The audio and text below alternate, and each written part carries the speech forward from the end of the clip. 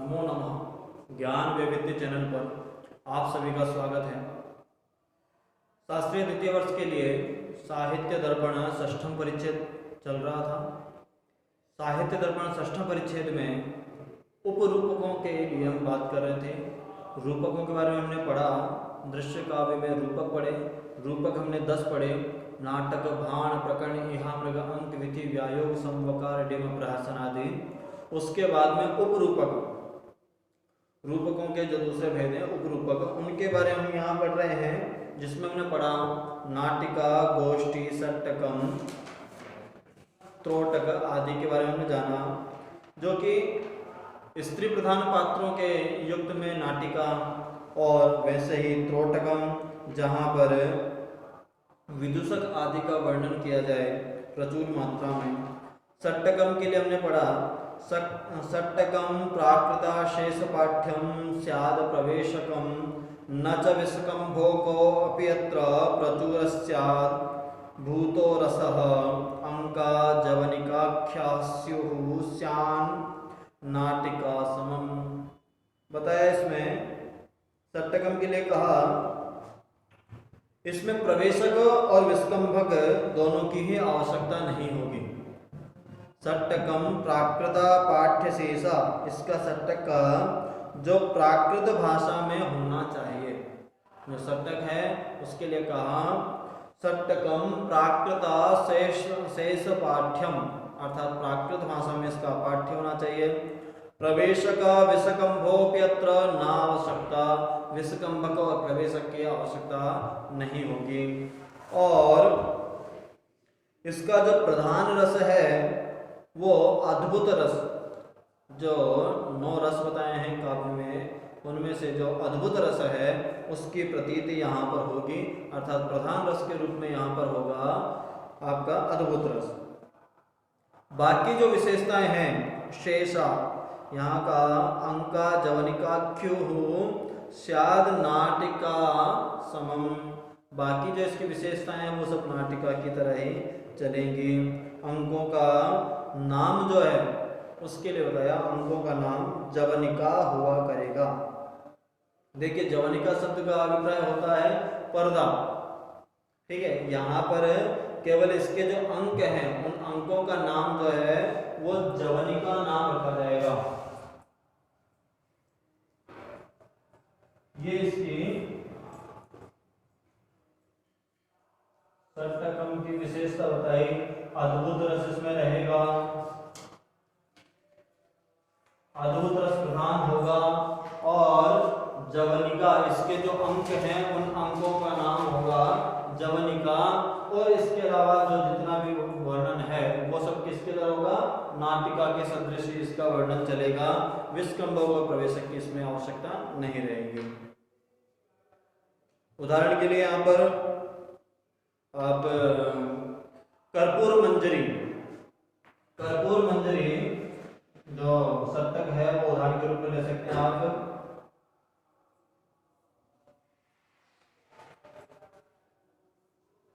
कर्पूर मंजरी ये एक प्रकार का सट्टक है, नाटिका रूप में ही हम इसको मानते हैं। तो ये एक प्रकार का प्राकृत भाषा से निपुण नाटिका का भेद है, उपरूपक का भेद है, इसका नाम है सट्टक। आगे है नाट्य रासकम। नाट्य रासकम के लिए कहा नाट्य रासकम एकांकम बहुताल लय स्थिति उदात्त नायकम तद्वत पीठ मर्दो उपनायक हास्यो अंगस्य श्रृंगारो नारी वासक सज्जिका मुख निर्वहणे संधि लास्यज्ञानी दशापि च केचित् प्रतिमुखम संधिमयः नेच्छति केवलम। अब नाट्य रासक के लिए बताया कि इसके अंदर सबसे पहली चीज तो एकांकी होना चाहिए। नाट्य रासकम एकांकी, तद उसके बाद बहुताल लय स्थितम, अर्थात संगीत प्रधान होना चाहिए, बहुताल लय आदियों का। और नायक कैसा होना चाहिए, नायक होना चाहिए उदात्त नायकम तद तदवत पीठ मर्दोपनायकम, और उसके सहायक रूप में जो पीठ मर्द नामक है वो उसके सहायक रूप में रहना चाहिए। तो इसका नायक हो गया उदात्त नायक, और तद तद अर्थात उसके सहायक रूप में पीठ मर्द उपनायक के रूप में रहेगा। प्रधान रस क्या रहेगा इसमें? तो प्रधान रस के लिए कहा अंगी रस के रूप में हास्य रस रहेगा। जिस प्रकार से रूपक में हमने देखा, रूपक में प्रधान रस के रूप में रहता है, प्रहसन में जो प्रहसन है वो प्रधान रस रूपी होता है, उसके अंदर प्रधान रस के रूप में हास्य रस रहेगा। उसी प्रकार से यहाँ पर प्रधान रस के रूप में रहेगा हास्य रस, किसमें? नाट्य रासकम। और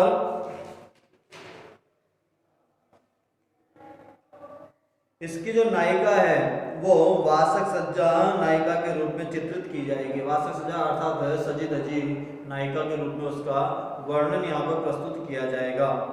तो देखिए नाट्य रासकम के लिए मुख्य चीजें हमें ध्यान में रखनी है। क्या? पहली चीज तो कि ये हास्य रस प्रधान रहेगा। जैसे आपने सत्यकंग वाला देखा, अद्भुत रस रहेगा, अंकों का नाम जवनिका रहेगा, उदाहरण में कर्पूर मंजरी दिखाया। वैसे ही यहाँ पर अब आपको दिखा रहे नाट्य रासकम के बारे में।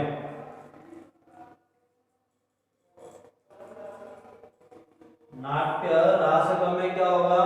एक अंक ही रहेगा। पहली चीज हास्य रस प्रधान रहेगा। उसके अलावा उदात्त नायक रहेगा। नायक जो है वो उदात्त नायक के रूप में यहाँ पर रहेगा।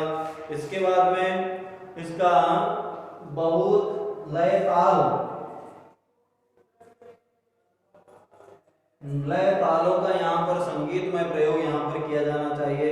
और नारी जो है वो वासिक सज्जा रूप में नायिका यहाँ पर रहेगी। और मुख संधि, मुख निर्वहन संधि रहेगी। जो लास्यांग है, 10 लास्यांग जो होते हैं वो 10 लास्यांग वहां पर विराजित रहेंगे नाट्य रासकम में। अब आगे आप इसके उदाहरण स्वरूप में आप देख सकते हैं नर्मवती। नर्मवती, अगर आप नाट्य रासकम का उदाहरण देखेंगे तो नर्मवती ये नाट्य रासकम है। उदाहरण स्वरूप में मैं आपको एक एक यहाँ पर नाम बता रहा हूं। अब आगे है प्रस्थानक। प्रस्थानक के लिए कहा प्रस्थाने नायको दासो हीनः स्याद उपनायकः, दासी च नायिका वृत्ति केशकी भारती तथा, सुरापान समायोगा दुष्टार्थ्यं संहति अंकौ द्वौ लय तालादिर्विलासो बहुलय तथा। अब देखिए इस कार्य में क्या बताया? प्रस्थानक जिसका नायक जो होगा वो हीन अर्थात दास आदि जैसा नर्तक जो है वो इसका नायक होगा, और उपनायक भी इसके साथ रहेगा।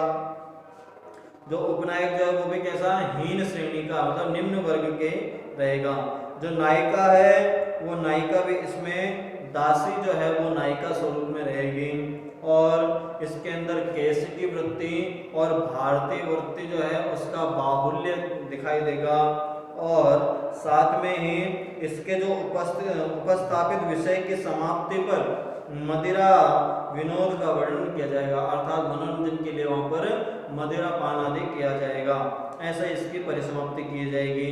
इसके अंदर अंक जो है वो 2 अंकों को रखा जाएगा, और लय ताल संगीत विलास आदि की मात्रा भी यहाँ पर बहुअधिक प्रकार से रहेगी, अर्थात संगीतक प्रयोग यहाँ पर भी रहेगा। तो प्रस्थानक जो है उसके उदाहरण स्वरूप में आप देख सकते हैं श्रृंगार तिलकम। श्रृंगार तिलक है तो प्रस्थानक के रूप में आप यहाँ पर उदाहरण देख सकते हैं श्रृंगार तिलकम का। फिर आगे कहा अथो उल्लाप्यम। उल्लाप्य क्या है उसके बारे में बताया। उदात्त नायकम दिव्य वृत्तमेकांक भूषितम शिल्पकांकैर्युक्तम हास्य श्रृंगार करुणैः रसैः, उल्लाप्यं बहुसंक्राम संगीत मनोहरम चतस्रो नायिकास्तत्र त्रयोऽंका इति केचन। उल्लाप्य के लिए बताया उदात्त नायक होना चाहिए वहां पर भी, उदात्त प्रकृति का नायक का चरित्र चित्रण हो, जिसका व्रत दिव्य व्रत हो। दिव्य व्रत मतलब देवताओं से संबंधित व्रत होना चाहिए। जो इतिव्रत है, घटनाक्रम जो है, कहानी जो है, वो कैसी होनी चाहिए? देवताओं से संबंधित होनी चाहिए। और एक अंक के विधान यहाँ पर बताया गया है कि एक अंक जो है वो इसमें पर्याप्त है। और इसमें जो रस है वो होता है हास्य, श्रृंगार या करुण रस। शिल्पक नामक उपरूपक प्रकार के अंक इसमें भी निबद्ध किए जाते हैं। आगे यहाँ पर बताया श्रृंगार, हास्य, करुण रस जो है वो यहाँ पर अपेक्षित रूप में बताया। और इसे सुंदर बनाने के लिए संग्राम का वर्णन किया। और असंगीत अर्थात अंतर्जवनी के पर्दे के पीछे गया हुआ प्रस्तुत विषय सूचक गीत गायन के द्वारा उसे दिखाया जाएगा। और यहाँ पर बताया नायिकाओं का जो चित्रण है, 4 नायिकाओं का चित्रण और 3 अंकों का विधान भी कुछ नाट्याचार्यों ने कहा है। केचन, केचन का मतलब यहाँ कहा चतस्रो नायिका सत्र त्रयोंका यदि केचन। केचन मतलब कुछ लोग ऐसा कहते हैं कि 4 नायिकाओं का वर्णन और 3 अंकों में इसका विवरण किया जाना चाहिए, ऐसा कुछ विद्वान आचार्य मानते हैं। अब यहाँ पर इसका उदाहरण स्वरूप में हम देखेंगे तो देवी महादेवम, यहाँ पर हम जब उल्लाप्य का उदाहरण देखेंगे तो उदाहरण स्वरूप में है देवी महादेवम। अब आगे है काव्यम। काव्यम के लिए कहा काव्यम आरभटे हीनमेकांकम हास्य संकुलम खंडमात्रा द्विपदिका भग्नतालैर अलंकृतम वर्णमात्रांशलंकायितम श्रृंगार भाषितम नेता स्त्री चाप्युदाता अत्र संधिम आद्यहु तथा अंतिमम। देखो यहाँ पर बताया कि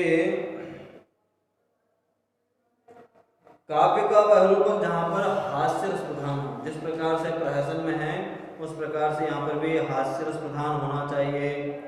और आरभट्टी को छोड़ करके जो 3 वृत्तियां हैं वो तीनों वृत्तियां यहाँ पर समावेश किया जाना चाहिए। इसकी रचना जो है वो एक अंक में होना चाहिए। एकांकी कहा तो एकांक के अर्थात एक अंक में इसकी रचना होनी चाहिए। इसमें प्रयोग में आना चाहिए खंड मात्रा द्विपदिका, खंड मात्र द्विपदिका भग्नताल आदि जो गीत के भेद हैं उन सभी भेदों का उपरंजन यहाँ पर होना चाहिए, अर्थात उनका प्रयोग यहाँ पर किया जाना चाहिए। फिर कहा इसमें श्रृंगार रस के प्रकाशन वर्णमाला षडुलिका छंदों में से सुंदरता आया करती है, अर्थात यहाँ पर वर्णमाला के शब्दों का निर्माण करके यहाँ पर सुंदरता भी प्रस्तुत कराई जा सकती है। उदाहरण के लिए यहाँ पर दिया यादवोदयम, यादवों का उदय, ऐसा यादवोदयम इसका काव्यम जो है वो उपरूपक का ही भेद है, इसका यहाँ पर बताया यादवोदयम, यादवों का उदय, ऐसा। आगे अगला भेद है प्रेंखण। प्रेंखण के लिए यहाँ पर कहा गर्भ विमर्श रहितम प्रेंखणम हीन नायकम असूत्रधार मेकांकम विस्कंभकम प्रवेशकम नियुक्त संफेट युतम सर्ववृत्ति समाश्रितम नेपथ्ये गीयते नांदी तथा तत्र परोचना। इसमें कहा गया प्रेंखण के लिए, प्रेंखण के नीच प्रकृति के जो नायक हैं, जो निम्न वर्ग के नीच प्रकृति के जो हैं उनको यहाँ पर चित्रित करना चाहिए नायक के रूप में। और इसमें गर्भ और विमर्श को छोड़ करके संध्या रखी गई है, अर्थात ये दोनों संध्या नहीं होगी, बाकी सब होगी। इसमें सूत्रधार की भी आवश्यकता नहीं है। असूत्रधार कहा असूत्रधार में कांकम, असूत्रधार अर्थात बिना सूत्रधार के विस्कंभक प्रवेशक, विस्कंभक और प्रवेशक में से कोई रचना नहीं रचा जाए, ना विस्कंभक की आवश्यकता है ना प्रवेशक की। अधिकांशतः जहाँ पर एकांकी नाटक है, एकांकी नाटिकाएं हैं, उनमें किसी प्रकार के विस्कंभक को स्थान नहीं मिलता। और इसमें नियुद्ध अर्थात द्वंद्व युद्ध और संपेट सरोष भाषण आवश्यक है। नियुद्ध अर्थात द्वंद्व युद्ध का वर्णन दिखाई देगा और संपेट अर्थात सरोष भाषण गुस्से के साथ क्रोधपूर्ण भाषण जो है, वार्तालाप जो है वो दिखाई देगा। सभी प्रकार की वृत्तियां इसमें होंगी। सर्ववृत्ति समाश्रितम लिखा ना, तो सभी प्रकार की वृत्तियां इसमें समाश्रित होंगी। इसमें नेपथ्य में ही नांदी गायन किया जाएगा। नाटक आदि में क्या होता है कि सूत्रधार आता है, नांदी पाठ करता है, मंगलाचरण आदि होता है। इसमें क्या होगा कि नेपथ्य से ही, जवनिका में से ही इस प्रकार का नेपथ्य में ही गान हो जाएगा, मंगलाचरण आदि नांदी का। फिर पुरोचना अर्थात कवि नट सामाजिक आदि की प्रशंसा भी कर दी जाती है। जो नट है उसके द्वारा कवि है या सामाजिक लोग हैं उनकी थोड़ी प्रशंसा भी कर दी जाती है। तो ये है प्रेंखण के लिए बताया। इसके लिए अगर हम उदाहरण स्वरूप में देखेंगे तो प्रेंखण में है वाली बदम, जो वाली है उसके पद के रूप में लिखा वाली बदम।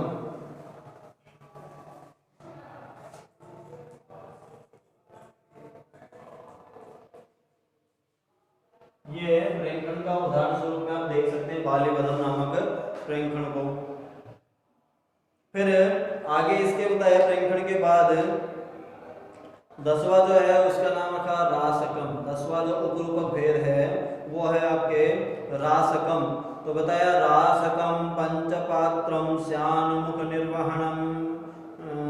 निर्वहणान्वितम भाषा विभाषा भूयिष्ठम भारती केशकी युतम असूत्रधारमेकांकं सविध्यंग कलान्वितम श्लिष्टनांदे युतम ख्यात नायकम मूर्ख नायकम उदात्त भाव विन्यास संस्कृतम चौतरोत्तरम इह प्रतिमुखम संधिमपि केचित प्रचक्षते। देखिए रासकम का बताया जहां पर पंच पात्र हो, 5 पात्रों को रखा जाएगा और इसमें जो है मुख निर्वहणान्वितम, मुख और निर्वहन संधियों की रचना की जाएगी। साथ में कहा भाषा विभाषा भूयिष्ठम, भाषा और विभाषा दोनों का अधिकाधिक प्रयोग होगा। अच्छी प्रकार की भाषाओं का जो उन भाषाओं के द्वारा शब्द विन्यास के द्वारा यहाँ पर प्रयोग किया जाएगा। भारतीय और केश की वृत्तियां यहाँ पर पर्याप्त मात्रा में होगी। असूत्रधार, सूत्रधार की यहाँ आवश्यकता नहीं है और रचना भी होगी, 1 अंक में ही इसकी रचना की जानी है। और इसमें विधि के सभी अंग, विधि के 13 अंग जो बताए हैं उन सभी अंगों का यहाँ पर प्रयोग होगा। इसमें नृत्य गीत आदि की कलाओं की अपेक्षा रहेगी और नांदे गायन श्रेष्ठ पद द्वारा किया जाएगा। नायिका कोई प्रसिद्ध रमणी हुआ करती है, अर्थात इसकी जो नायिका होगी कोई प्रसिद्ध होनी चाहिए। इसका नायक किसी प्रकार का मूर्ख व्यक्ति होना चाहिए और इसमें उत्तरोत्तर उदात्त भावों का विन्यास किया जाना चाहिए। तो ये सब बताया आपके रासकम के लिए। रासकम का उदाहरण आप देख सकते हैं मेनका हितम।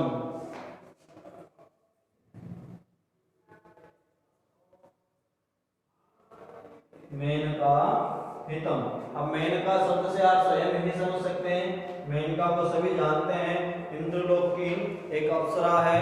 तो इस मेनका प्रसिद्ध है, तो इस प्रकार की नायिका यहाँ पर होनी चाहिए और निम्न वर्ग या सामान्य वर्ग का कोई मूर्ख व्यक्ति यहाँ पर नायक स्वरूप में रहना चाहिए। तो ये था आपके रासकम के लिए। आगे आपको बताया संलापक।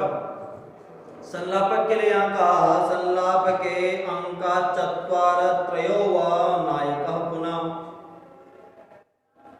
पाषण्डः स्यादस्तत्र श्रृंगारकरणेतरः भवेयोः पुरसन्धोदच्छल संग्राम विद्रवाः न तत्र वृत्तिर्भवति भारती न च केशकी। इसमें किसी वृत्ति की आवश्यकता ना भारती की न केश की वृत्ति की आवश्यकता है। इसकी रचना जो है 3 से 4 अंकों में कर देनी चाहिए। लिखा हुआ है संलाप के अंकाः 4 त्रयो वा नायकः, और इसका जो नायक है वो कैसा होना चाहिए? पाखंडी, आचार भ्रष्ट, जो है वो नायक रूप में यहाँ पर चित्रित किया जाना चाहिए। और इसमें जो रस के बारे में बताया, श्रृंगार और करुण को छोड़ करके किसी भी रस को यहाँ पर रख सकते हैं। और इसमें नगरोपराध, छल, संग्राम, भ्रम, संभ्रम आदि वर्णों का बाहुल्य होगा, क्योंकि इसमें जो नायक की दुष्ट प्रकृति का रखा हुआ है, जो कि पाखंडी हो, युद्ध करने वाला हो और आचार से भ्रष्ट हो, वैसा ही यहाँ पर नायक है। तो ये स्वतः ही है कि छल, संग्राम आदि चीजें वहां पर जरूर उपस्थित होंगी। और इसमें ना भारतीय वृत्ति की अपेक्षा है, ना कैशिकी वृत्ति की अपेक्षा है। तो इसके उदाहरण के लिए आप यहाँ पर देख सकते हैं माया कापालिक।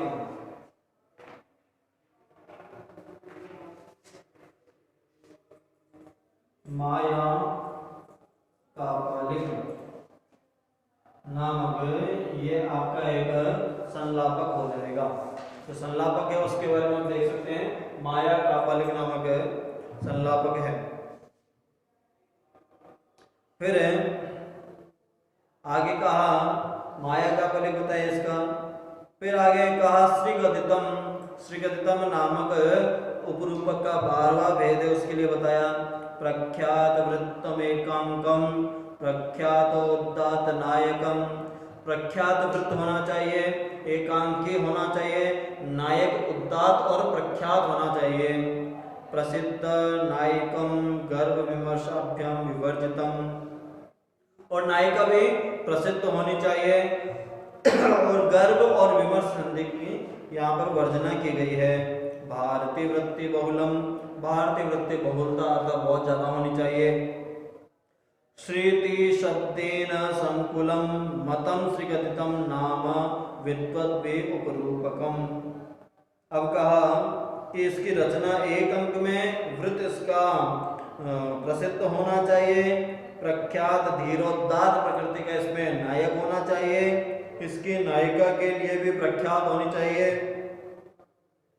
इसमें भारतीय वृत्ति का बाहुल्य और श्री शब्द का प्रयोग प्रचुर मात्रा में होना चाहिए। ये कवि को ध्यान देने योग्य कि जब नाटककार नाटक लिखे तो श्री शब्द का प्रयोग अपने नाटक में, अपने इस श्रीगदितम में ज्यादा प्रयोग करे, अर्थात श्रीगदितम उपरूपक में ज्यादा प्रयोग किया जाना चाहिए। और श्रीगदितम के उदाहरण स्वरूप में यहाँ पर क्रीड़ा रसातल, मैं आपको लिख देता हूँ, क्रीड़ा रसातल नामक श्रीगदितम एक उदाहरण स्वरूप में आप देख सकते हैं। क्रीड़ा रसातल के बारे में आप देख सकते हैं।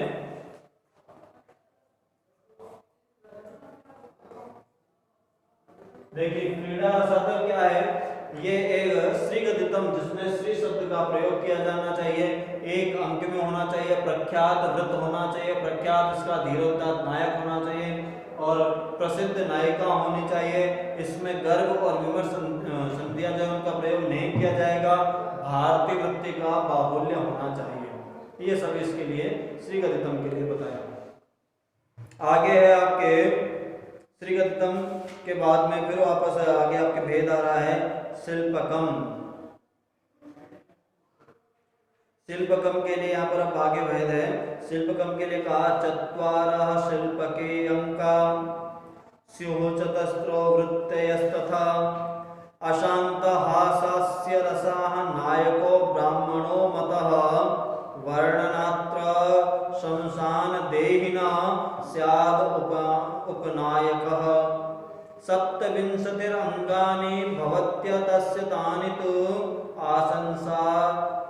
आशंसा तर्क संदेहात् उद्वेगात् प्रसक्तयः प्रयत्न ग्रत्नोत्कंठा विहिता प्रतिपत्तयः विलासलस्य बाष्पाणि प्रहर्षा श्वास मूढ़ता साधनानुगमोच्छ्वास विस्मय प्राप्तस्तथा लाभ विस्मृते संपेटा वैशारद्यं प्रबोधनम चमत्कृत्य तेषां मीमांसां स्पष्टवाल्लभं न उच्यते। देखिए चत्वारा शिल्पके, शिल्पक में 4 अंक होने चाहिए, 4 वृत्तियों का प्रयोग किया जाना चाहिए। इसमें शांत और हास्य रस को छोड़ करके किसी भी रस को लिख सकते हैं, अर्थात शांत रस नहीं होना चाहिए, हास्य रस नहीं होना चाहिए, इसके अलावा कोई सा भी रस इसमें प्रयुक्त किया जा सकता है। इसका नायक जो है वो ब्राह्मण होना चाहिए, जो शिल्पक है उसका नायक कैसा हो, ब्राह्मण नायक का निरूपण किया जाना चाहिए। शमशान आदि का वर्णन किया जाना चाहिए। इसका उपनायक जो है वो अधम नीच प्रकृति का व्यक्ति होना चाहिए। और इसमें 27 अंग होते हैं। किसके, शिल्पक के 27 अंगों का यहाँ पर वर्णन किया है, जो केवल नाम से ही उनके बारे में पता चलता है, इसलिए उनकी यहाँ पर विस्तृत व्याख्या नहीं की है। 27 अंग जो है वो मैं आपको नाम से बताता हूँ। आशंसा, तर्क, संदेह, ताप, उद्वेग, प्रसक्ति, प्रयत्न, ग्रंथन, उत्कंठा, उवहिता, प्रतिपत्ति, विलास, आलस्य, वाष्प, प्रहर्ष, आश्वास, मूढ़ता, साधनानुगम, उच्छ्वास, विस्मय, प्राप्ति, लाभ, विस्मृति, संपेट, वैसारध्य, प्रबोधन और चमत्कृति। ये 27 अंग बताए गए शिल्पक के। अब इसके शिल्पक के उदाहरण स्वरूप में आप यहाँ पर देख सकते हैं, कनकावती माधव उदाहरण दिया है, कनकावती माधव। माधव का नाम आपने पहले भी सुना होगा। मालती माधव में उत्तर रामचरित के सदृश भगवती की जो रचना है उत्तर रामचरित, वैसे उनकी एक प्रकरण स्वरूप में रचना है मालती माधवम। तो वहां पर जो माधव में है वो ब्राह्मण स्वरूप में है, उसी को यहाँ पर नायक स्वरूप में रखा है, कनकावती माधवम नामक ये आपका शिल्पक है। इसके बाद में देखिए चतुर्दश उपरूपक के लिए यहाँ पर प्रयोग नाम है विलासिका। विलासिका के लिए कहा, श्रृंगार बहुलैकांका, 10 लास्यांग संयुक्ता। श्रृंगार बाहुल्य होना चाहिए, एक अंग होना चाहिए और 10 लास्यांग होने चाहिए। विदूषक विटाभ्याम च पीठ मर्देन भूषिता। विदूषक होना चाहिए, विट होना चाहिए और पीठ मर्द जो है वो भी इसमें होने चाहिए, इसको विभूषित करने के लिए, अर्थात विलासिका के प्रसंग के लिए। हीना गर्भ विमर्शाभ्याम संदिभ्याम हीन नायका, स्वल्प वृत्त्या सुनेपथ्या विख्याता सा विलासिका। तो विदूषक विट आदि का प्रयोग होना चाहिए, गर्भ और विमर्श संधियां इसमें नहीं होगी। हीना गर्भ विमर्शाभ्याम, वो हीन हो, इसका नायक आदम प्रकृति का पुरुष होना चाहिए। और इसमें जो वृत्ति है वो वृत्ति भी स्वल्प होनी चाहिए, बहुत थोड़ी वृत्तियों का प्रयोग इसमें किया जाना चाहिए। इसमें जो विशेष रूप से ध्यान रखना है वो किसमें, वेशभूषा का विख्याता, सुनेपथ्या, स्वल्प वृत्त्या और वेशभूषा जो है विशेष रूप से ध्यान योग्य में यहाँ पर रखी जाएगी। अब देखिए इसके कति जो कुछ आचार्य हैं वो विलासिका को विनायिका भी कहते हैं और कुछ विनायिका को दुर्मल्लिका नामक उपरूपक के नाम से भी जानते हैं। यहाँ हम विलासिका के नाम से इसको देख रहे हैं। हाँ, आगे देखिए दुर्मल्लिका, जो 15वां जो उपरूपक है उसका नाम है दुर्मल्लिका। तो दुर्मल्लिका के लिए यहाँ पर कहा, दुर्मल्ले चतुरंका स्यात केश की भारतीयुता, केश की भारतीय वृत्ति होनी चाहिए और 4 अंकों में होनी चाहिए। अगर वह नागर नरा न्यून नायका भूषिता, त्रिनाली प्रथमोऽङ्कस्यां विट क्रीडामयो भवेत्, पंचनालिर्द्वितीयोऽङ्को विदूषक विलासवान, षण्णालिक तृतीयस्तु पीठमर्द विलासवान, चतुर्थो दशनाली स्यात् अंकः क्रीडित नागरः। कहा कि इसमें जो वृत्ति है वो भारतीय और केश की वृत्ति हो, इसमें गर्भ संधि नहीं होगी, पात्र कला कुशल वाले होने चाहिए, इसका नायक नीच व्यक्ति जो है वो नायक के रूप में हो।